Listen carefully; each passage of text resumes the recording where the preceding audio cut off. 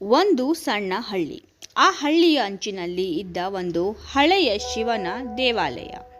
ಆ ದೇವಾಲಯದಲ್ಲಿ ಪ್ರತಿದಿನ ಬೆಳಗ್ಗೆಯಿಂದ ಸಂಜೆವರೆಗೆ ದೀಪ ಬೆಳಗಿಸಿ ಸ್ವಚ್ಛ ಮಾಡಿ ಶಿವನ ನಾಮಸ್ಮರಣೆ ಮಾಡುವ ಒಬ್ಬ ವೃದ್ಧ ಭಕ್ತನಿದ್ದ. ಅವನ ಹೆಸರು ಶಂಕರಯ್ಯ. ಶಂಕರಯ್ಯನಿಗೆ ಯಾವುದೇ ಐಶ್ವರ್ಯ ಇರಲಿಲ್ಲ.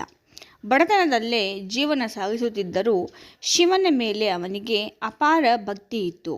ಪ್ರತಿದಿನವೂ ಬೆಳಗ್ಗೆ ಎದ್ದು ಗಂಗಾಜಲ ತರಲು ದೂರದ ಊರಿಗೆ ಹೋಗಿ ಅದನ್ನು ಶಿವಲಿಂಗಕ್ಕೆ ಅರ್ಪಿಸುತ್ತಿದ್ದ.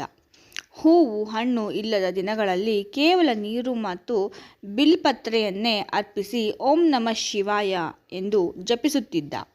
ಅವನಿಗೆ ಶಿವನೇ ಜೀವನ, ಶಿವನೇ ಆಶ್ರಯ.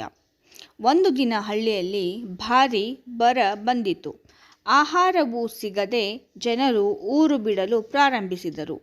ಶಂಕರಯ್ಯಗೂ ಆಹಾರ ಕೊರತೆ ಉಂಟಾಯಿತು. ಆದರೂ ಅವನು ಶಿವಾಲಯ ಬಿಡಲಿಲ್ಲ. ಶಿವನ ಸೇವೆಯೇ ನನ್ನ ಧರ್ಮ ಎಂದು ನಿಶ್ಚಯ ಮಾಡಿಕೊಂಡನು. ಆ ದಿನ ಒಂದು ಸಂಜೆ ದೇವಾಲಯದ ಮುಂದೆ ಕಳೆಯುತ್ತಾ ಹಸುವಿನಿಂದ ಕುಗ್ಗಿದ ಒಬ್ಬ ಅಪರಿಚಿತ ಭಕ್ತ ದೇವಾಲಯಕ್ಕೆ ಬಂದ. ಅವನು ಕೇಸರಿ ವಸ್ತ್ರ ಧರಿಸಿದ್ದ. ಕೈಯಲ್ಲಿ ತ್ರಿಶೂಲದ ಗುರುತು ಇದ್ದಂತೆ ಕಾಣುತ್ತಿತ್ತು. ಅವನು ಶಂಕರಯ್ಯನನ್ನು ನೋಡಿ, ಸ್ವಾಮಿ, ನನಗೆ ಬಹಳ ಹಸಿವಾಗಿದೆ, ಸ್ವಲ್ಪ ಅನ್ನ ಕೊಡುತ್ತೀರಾ ಎಂದು ಕೇಳಿದ. ಶಂಕರಯ್ಯನ ಕಣ್ಣಲ್ಲಿ ನೀರು ತುಂಬಿತು. ಅವನ ಬಳಿ ಅನ್ನವೇ ಇರಲಿಲ್ಲ. ಆದರೂ ಹೃದಯದಿಂದ ಹೇಳಿದನು, ಸ್ವಾಮಿ, ನಾನು ಬಡವನು, ಆದರೆ ಶಿವನ ಪ್ರಸಾದವಾಗಿ ಇಟ್ಟುಕೊಂಡಿದ್ದ ಸ್ವಲ್ಪ ಅಕ್ಕಿ ಇದೆ, ಅದನ್ನೇ ನಿಮಗೆ ಕೊಡುತ್ತೇನೆ ಎಂದು ಅವನು ಆ ಅಕ್ಕಿಯಿಂದ ಸ್ವಲ್ಪ ಗಂಜಿ ಮಾಡಿ ಆ ಭಕ್ತನಿಗೆ ಅರ್ಪಿಸಿದ.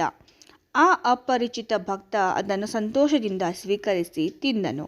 ತಿಂದ ನಂತರ ಶಂಕರಯ್ಯನ ಕಡೆ ನೋಡಿ, ನಿನ್ನ ಭಕ್ತಿ ನಿಜವಾದದ್ದು, ನೀನು ಏನು ಬಯಸುತ್ತೀಯಾ ಎಂದು ಕೇಳಿದ. ಶಂಕರಯ್ಯನ ತಕ್ಷಣ ಹೇಳಿದನು, ಸ್ವಾಮಿ, ನನಗೆ ಏನೂ ಬೇಡ, ನನ್ನ ಜೀವನ ಪೂರ್ತಿ ಶಿವನ ಸೇವೆ ಮಾಡುವ ಅವಕಾಶ ಕೊಡಿ ಎಂದು. ಆ ಮಾತು ಕೇಳಿದ ಕ್ಷಣವೇ ಆ ಅಪರಿಚಿತ ಭಕ್ತನ ಮುಖ ಪ್ರಕಾಶಮಾನವಾಯಿತು. ಆ ಕ್ಷಣದಲ್ಲೇ ಅವನು ಮಹಾದೇವನ ರೂಪ ತಾಳಿದನು. ತ್ರಿಶೂಲ, ಚಂದ್ರ, ಭಸ್ಮ ಎಲ್ಲವೂ ಪ್ರಕಾಶಿಸಿತು. ಶಂಕರಯ್ಯ ಭಯಭಕ್ತಿಯಿಂದ ನೆಲಕ್ಕೆ ಬಿದ್ದು ನಮಸ್ಕರಿಸಿದ.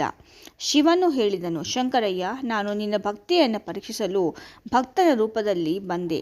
ನಿನ್ನ ಹೃದಯ ಶುದ್ಧವಾಗಿದೆ. ನಿನ್ನ ದೇವಾಲಯ ಮತ್ತು ಹಳ್ಳಿಗೆ ಇನ್ನು ಮುಂದೆ ಯಾವ ಕೊರತೆಯೂ ಇರುವುದಿಲ್ಲ ಎಂದು.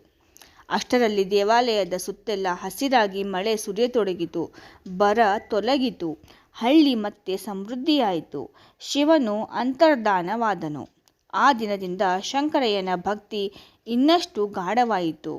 ಈ ಘಟನೆ ಹಳ್ಳಿಯ ಜನರಲ್ಲಿ ಇಂದಿಗೂ ಭಕ್ತನ ರೂಪದಲ್ಲಿ ಬಂದ ಶಿವನ ನಿಜ ಕಥೆ ಎಂದು ಪ್ರಸಿದ್ಧಿಯಾಗಿದೆ. ಸತ್ಯ ಭಕ್ತಿಗೆ ದೇವರು ಖಂಡಿತ ಫಲ ಕೊಡುತ್ತಾನೆ ಎಂಬುದಕ್ಕೆ ಈ ಕಥೆಯೇ ಸಾಕ್ಷಿ.